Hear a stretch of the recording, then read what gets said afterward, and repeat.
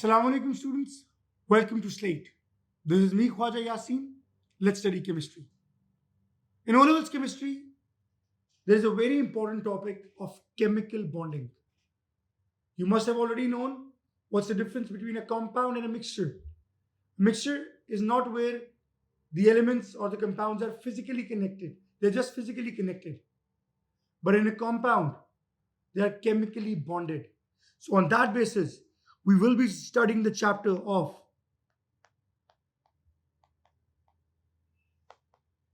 chemical bonding. In this chapter, you need to understand in your syllabus, and generally there are only three types of bonds. Ionic bonds, or ionic bonding, covalent bonding, and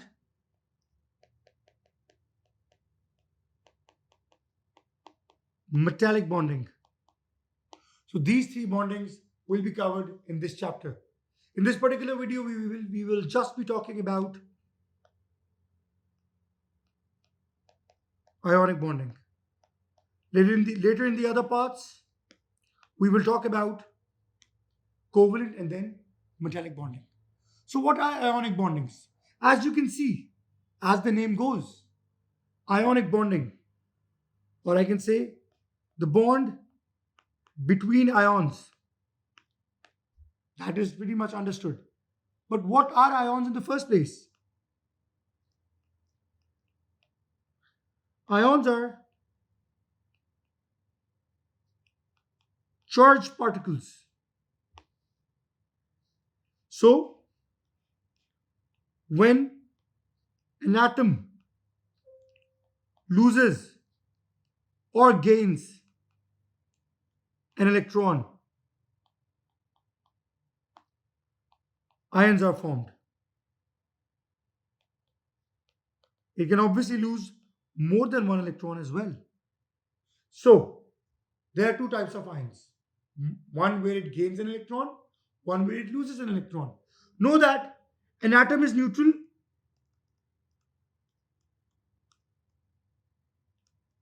Why? As the number of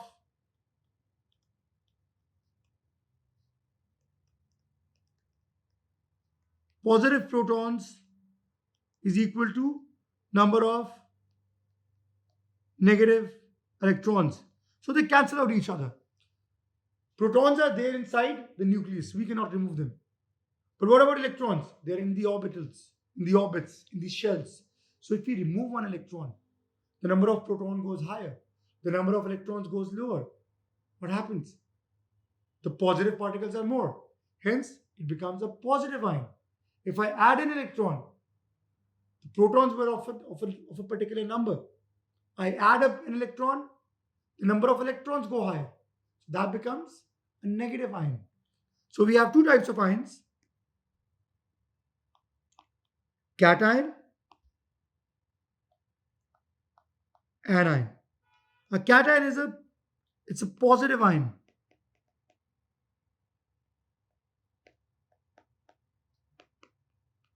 Formed by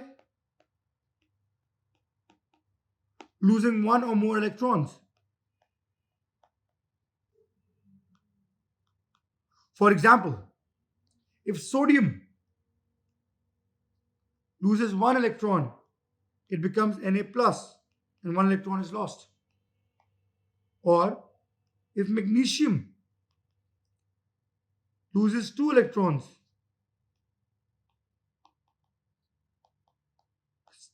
that's magnesium ion. So these are the ions. We'll also be studying how do we determine the charges of ions. It's very easy. We'll just talk about it. What are anions? A negative ion.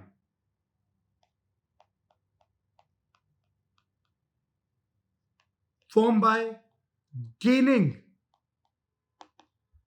one or more electrons. For instance, if we talk about O2 oxygen. It has two oxygens. So the ions there will be two oxygen ions, which are oxide ions. So oxygen will lose two electrons each. So the total of four electrons will be lost for oxide. Or we can just talk about chlorine. 2Cl minus, hence two electrons have been lost because there are two chlorines. And this is a chloride ion. This is an oxide ion. So these are negatively charged. Now, how would you determine the charge of electrons? Or anything? We do not talk about transition elements much. So let's make them red in color. We don't talk about these. We talk about these two groups and these six groups. Now, in group 1, the charge should be positive 1. Group 2, positive 2. Group 3, positive 3. Group 4, it can be positive 4 or negative 4. Negative 3 for group 5. There's also group 3, 4, 5, 6, 7, 8. Negative 2, negative 1 and group 8 has 0 charges.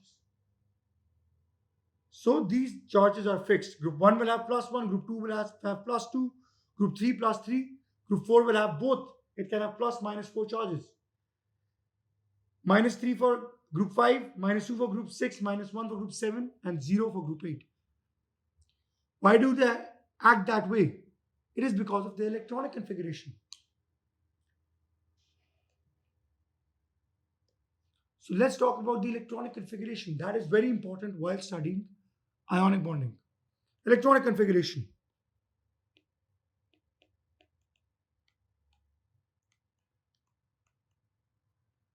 This can be written, this can be drawn. It's a very common exam question. This will definitely come in your exam. So for instance, know one thing. In the periodic table, you see these vertical ones are groups. So group 1, 2, 3, 4, 5, 6, 7, 8. And these horizontal ones are period. You can see them in detail, study them in detail in the video, in the lecture of periodic table.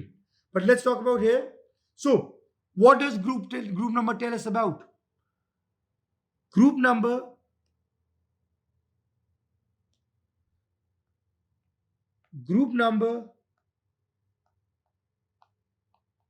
tells us about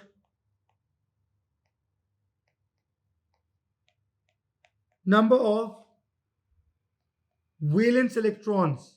By valence we means electrons in the outermost shells.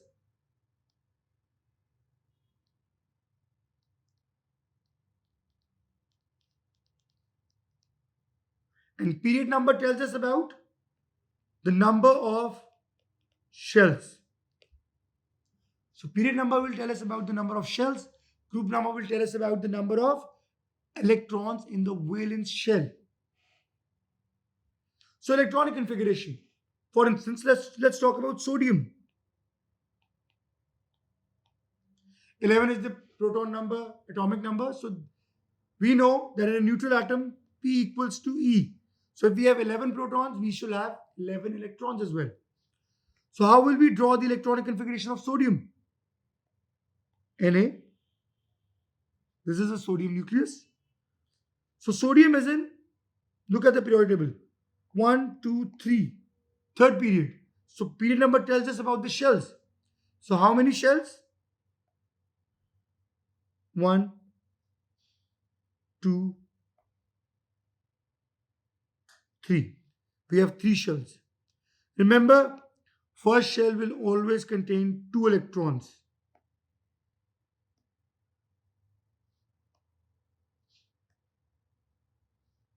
Second will have 8.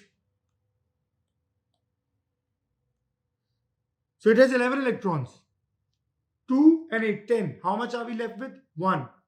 But look at the group number. Group number is also 1.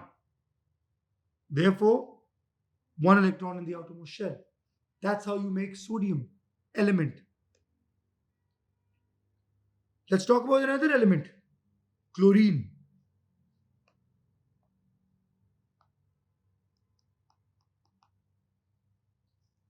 Look at chlorine. Where is chlorine? Here. Period number 3, group number 7. So what do we extract from that? One Cl will have, this is a Cl nucleus having protons and neutrons. One shell, second shell, third shell.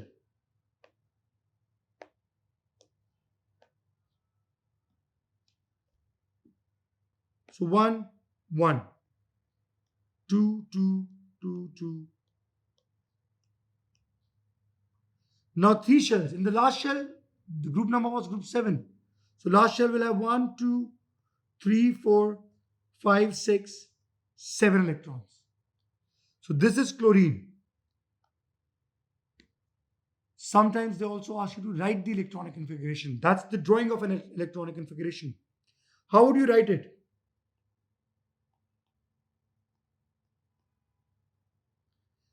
Remember how many shells were there? 3. 1, 2, 3. The first shell, how many electrons in the first shell? First shell will always have 2. And the last one has 1 in the case of sodium. So 2, 8, 1. This is the electronic configuration of sodium. 2 in the first shell, 8 in the second shell, 1 in the last shell. Chlorine. 2. Second will have 8 and 7. That's chlorine. So that is the electronic configuration. You can draw that, you can write that. We are discussing it because we need to know the concept for discussing the ionic bonding. Now let's discuss that. But initially, why are ions formed? These are atoms. These two are atoms. These are not ions. Why do atoms make ions?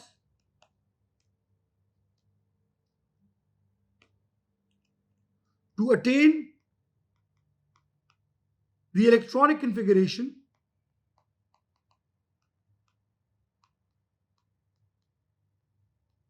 of the nearest noble gas. Remember, noble gases are stable. So they want to attain stability. And noble gases have 8 electrons in their outermost shells. So they want to have 8 electrons in the outermost shell. So what will be easy for sodium? To gain 1, 2, 3, 4, 5, 6, 7 electrons, or to just lose this 1 electron? Sodium will definitely lose 1 electron. It's more challenging to gain electrons. Likewise, chlorine will obviously not lose electrons. It will just gain 1 electron. And it will become a negative ion. Sodium is losing 1 electron, a positive ion.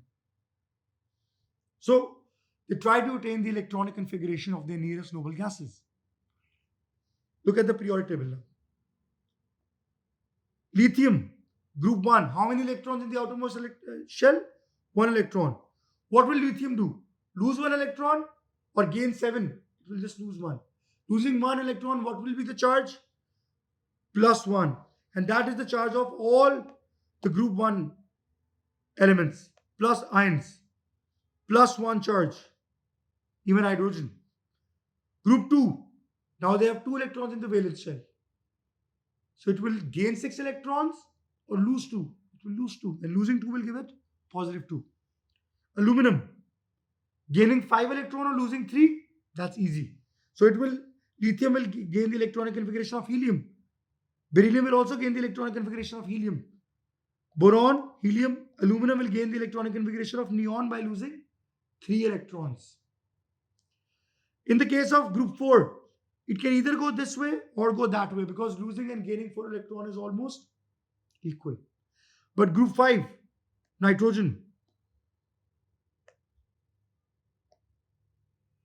Nitrogen will 1, 2, 3 gain 3 electrons rather than losing 5 electrons. So gaining 3 electrons, -3. Gaining 2 electrons for oxygen, group 6, -2. Fluorine, chlorine, bromine, -1. So that's what we do. Or the whole group will have similar charge. And that is because of the number of valence shells. That is because they try to look like the nearest noble gas, be it nearest this way or be it nearest this way. So that is what we know about ions. Now, students, that's what we know about ions. A very important thing about ionic bond. How do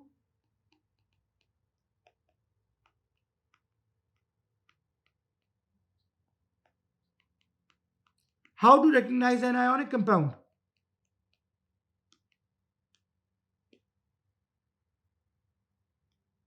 A compound between a metal and a non-metal. Remember, it's always between a metal and a non-metal. If you see both of them as non-metals, they will be covalent compounds. And if you see both of them as metals, they don't form compounds. Metals form alloys. We will be studying that in the metallic bonding. They don't bond with each other. They mix with each other. But ionic compound has both a metal and a non-metal ion. So look at the periodic table.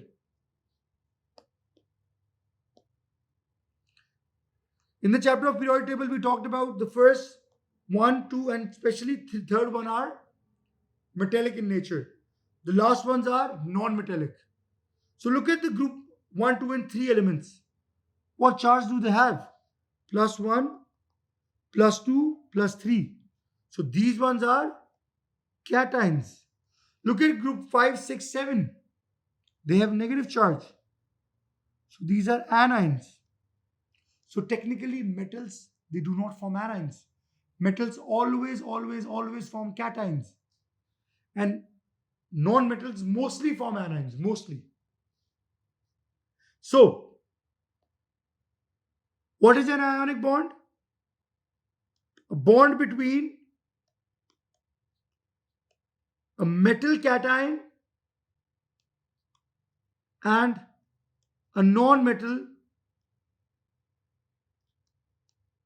anion.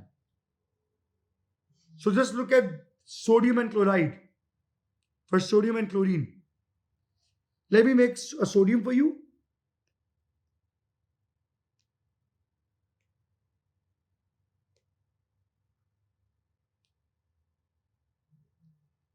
What did we see?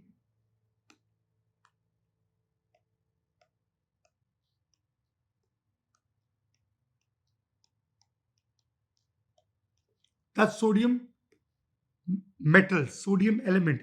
Let's make chlorine. You remember? 3 shells.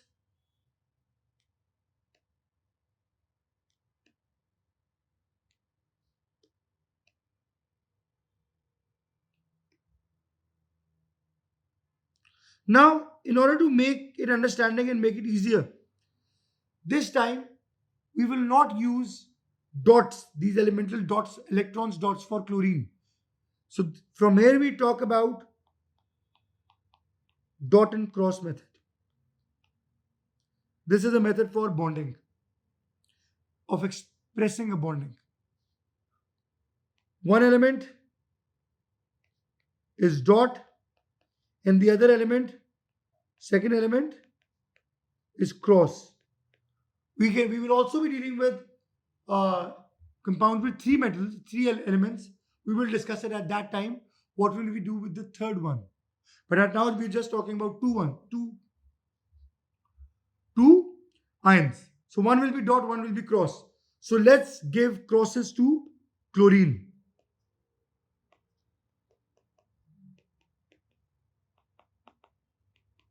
I accidentally made its nucleus a shell.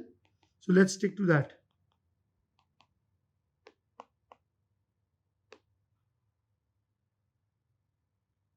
So what do we see? We see that sodium has 1 electron in the outermost shell, chlorine has 7. And as we saw that why do atoms make ions? To get the electronic configuration of the nearest noble gas. So what will happen? This sodium ion will go to chlorine because chlorine needs 1. Sodium wants to give away 1. What will happen? This electron will be removed. And this will come here as a dot. not as a cross, as a dot. The shell will be removed from here because if there is no shell, there is no electron. Now, sodium looks like a noble gas, 8 electrons in the outermost shell. Sodium looks like neon. Chlorine looks like argon now. Since sodium has lost 1 electron, you will put a bracket out here. It's very important to make the bracket. Plus 1 charge. This is sodium ion. Remember, sodium metal had an electronic configuration of 2, 8, and 1. But that one has been gone. So what's the electronic configuration of sodium ion? 2, 8. Which is also the electronic configuration of neon gas. So nearest noble gas. What about chlorine?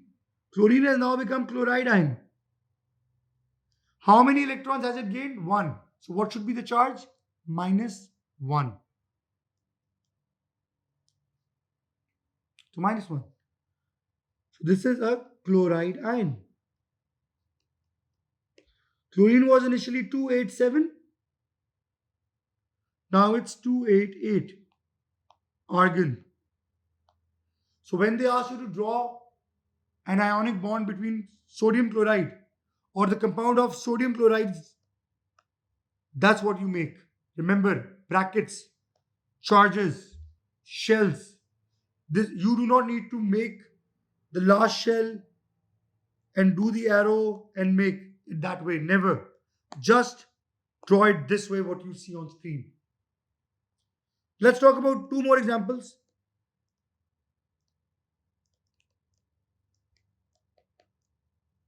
Magnesium oxide.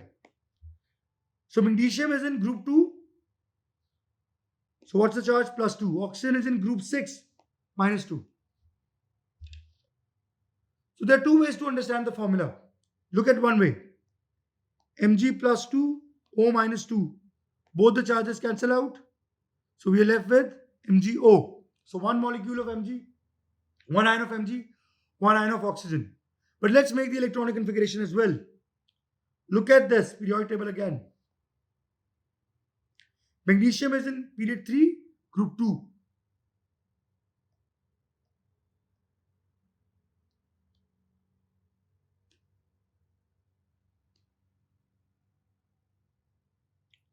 Oxygen.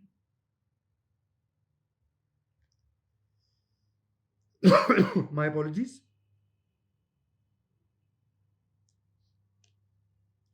Now we can make anyone cross, anyone dot. Here we made the cation as dot. Let's make magnesium as cross. It doesn't matter.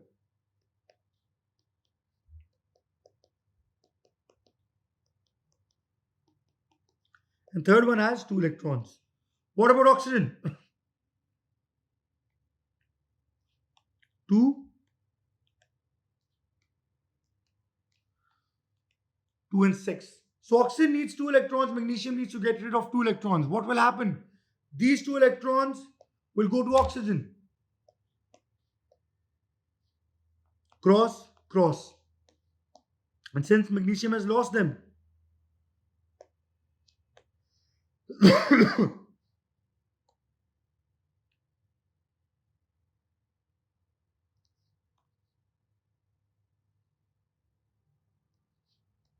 +2,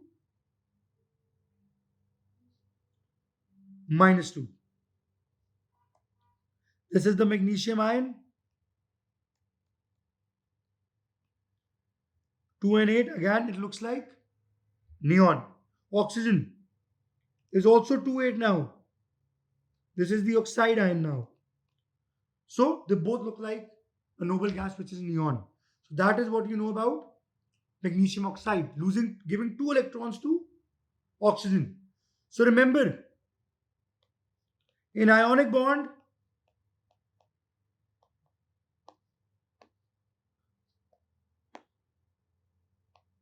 transfer of electron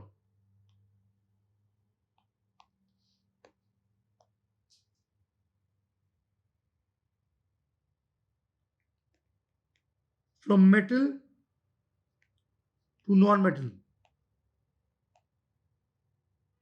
Transfer of electron from metal to non-metal. So from here we can also define ionic bonding like in the proper way.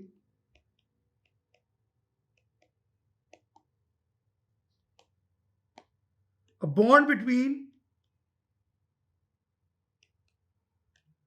two oppositely charged ions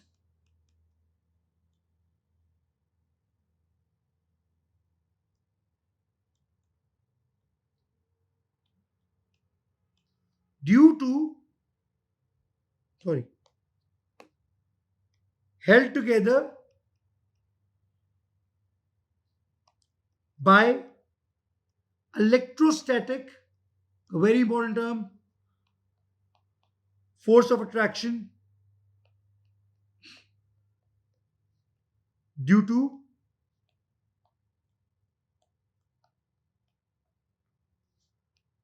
transference of electron. Bond between two oppositely charged ions held together by electrostatic force of attraction due to transference of electron. Remember, in ionic bonding, it's the transfer of electron. Covalent is about sharing. So this is about transfer. Let's do another example and then the properties. MgCl2, magnesium fluoride. Or let's do magnesium fluoride, a different one.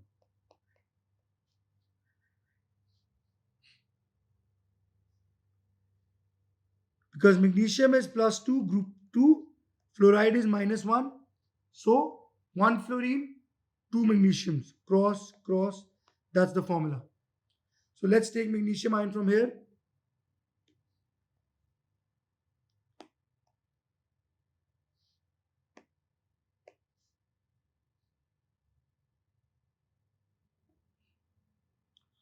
So we know that magnesium loses 2 electrons. But look at fluorine first.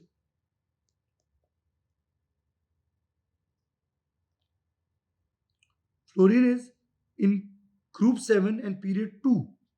So 2 and 7, right? So 2, 7. Magnesium is crossed, so fluorine becomes dot.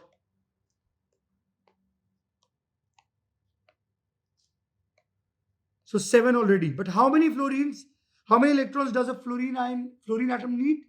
1. So that becomes a fluoride ion. But magnesium needs to give 2 electrons. This is a fluoride ion. So magnesium needs to give away 2 electrons and fluorine needs only 1. So what will we do? We will need another fluorine for that purpose, or a fluoride ion.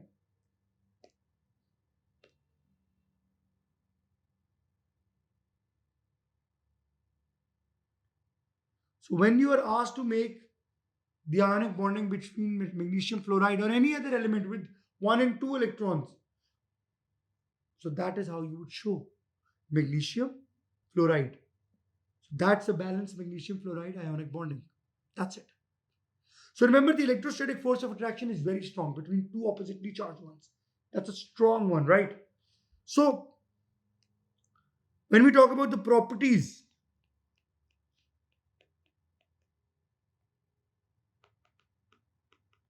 of ionic compounds, when we talk about the properties of ionic compounds, we talk about two major properties.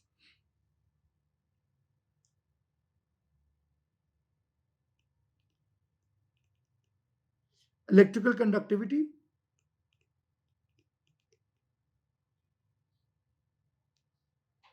and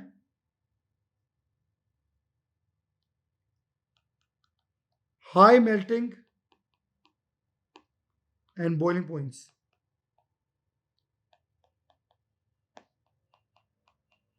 Now, why do they have electrical conductivity? Remember, they are mostly solids. We'll discuss that in high melting and boiling point. So, ionic compounds do not conduct electricity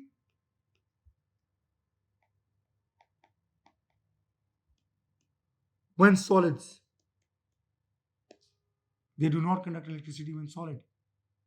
But they conduct electricity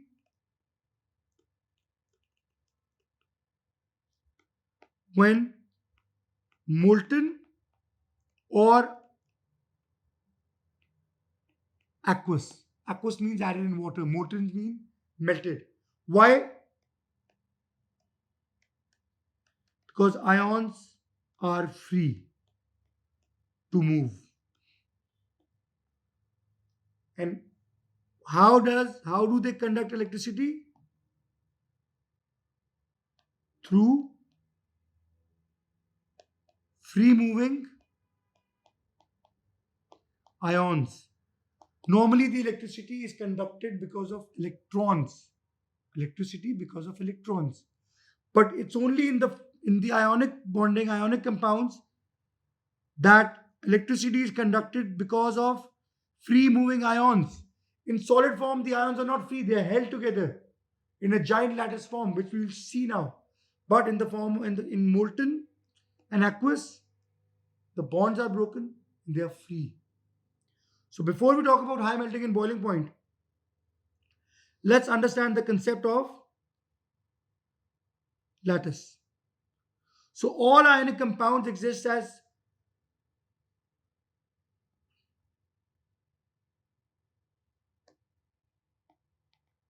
all ionic compounds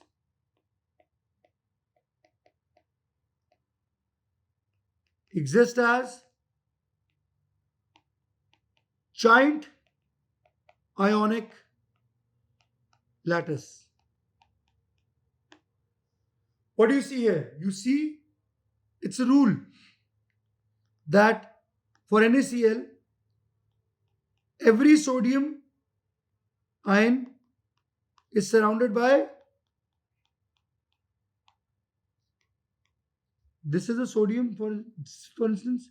So 1, 2, 3, 4, 5, and at the back, sorry, 1, 2, 3, 4, 5, 6, by 6 Cl ions. And likewise, every Cl ion is surrounded by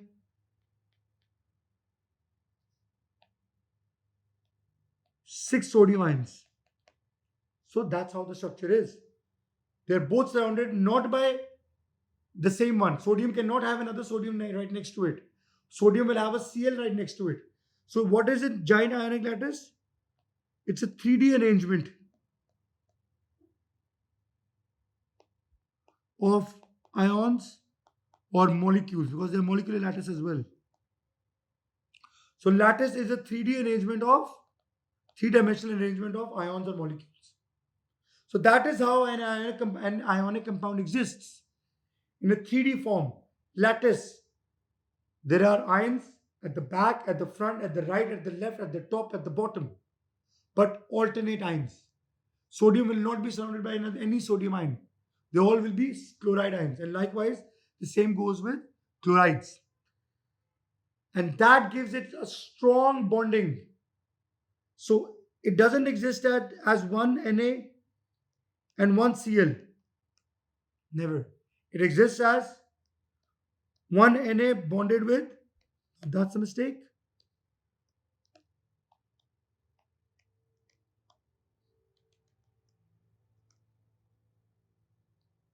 6 months. So imagine the bonding. It's strong. So stronger the bonding, higher the melting and boiling point. And we know they have higher melting and boiling point. Therefore, ionic compounds exist as hard crystalline solids. Therefore, ionic compounds exist as hard crystalline solids. But why? You have to explain the answer on 2 different grounds.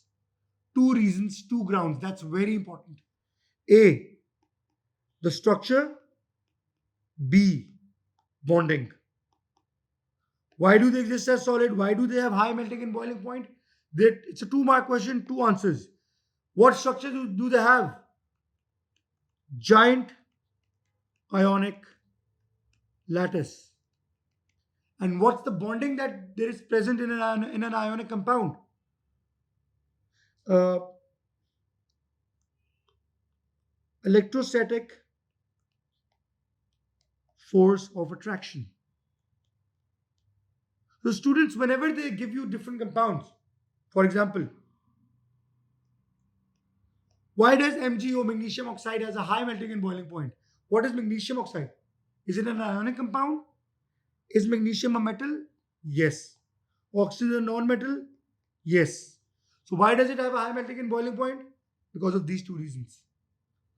For example, let's talk about carbon dioxide. Does it have a high melting and boiling point? Is carbon a metal? No. Is oxygen a metal? No. So that is why it's not an ionic compound. So it doesn't have a high melting and boiling point. And that is why carbon dioxide is a gas. Let's talk about another one. Let's say sodium iodide. Is sodium a metal?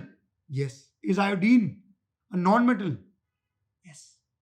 So this is an ionic compound. An ionic compound will be solid. Why solid? Why high melting and boiling point? Because of giant ionic lattice, the structure, and electrostatic force of attraction. So students, that is all for ionic bonding, a very important topic. In the next video, we will be talking about the covalent bonding and metallic bonding. So thank you so much for being here with me. Allah Hafiz.